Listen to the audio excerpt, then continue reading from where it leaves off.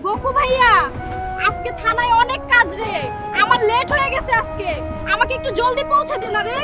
ঠিক আছে বোন, তুই কোনো চিন্তা করিস না, 5 মিনিটের মধ্যে কাজ শেষ করে সময় মতো তোকে থানায় পৌঁছে দিব। বোন, তোর সামনে মাসে তো বিয়ে, বল তোর বিয়েতে কি গিফট চাস? তুই যা চাইবি তোর বিয়েতে গিফট হিসেবে সেটাই পাবি। ভাইয়া, আমার বিয়েতে তুমি গ্যাস সিলিন্ডার গিফট দিও। Gas cylinder? ঠিক আছে, তোকে 10টা গ্যাস সিলিন্ডার গিফট করব। ভাই, আমার 10টা গ্যাস সিলিন্ডার লাগবে, আমার বোনের বিয়েতে গিফট দিব।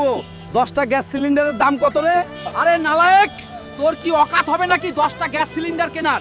এক একটা সিলিন্ডারের দাম 10,000 টাকা। চলে যা এখান থেকে। আজ টাকা নেই বলে ওই সিলিন্ডারের দোকানদার তো আমাকে অপমান করে দিল। একদিন আমি ওর পুরো দোকানটাই কিনে নিব রে।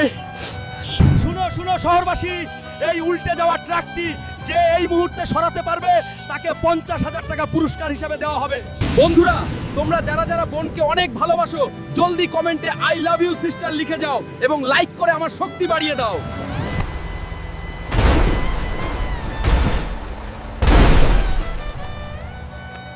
এই নাও গোকু, এখানে তোমার পুরস্কারের 50,000 টাকা আছে। বোন, এবার বল, 10টি গ্যাস সিলিন্ডার পেয়ে খুশি হয়েছিস তো? তোর শ্বশুর বাড়ি গেলে গ্যাসের চুলায় ডিম ভেজে খাওয়াবি তো?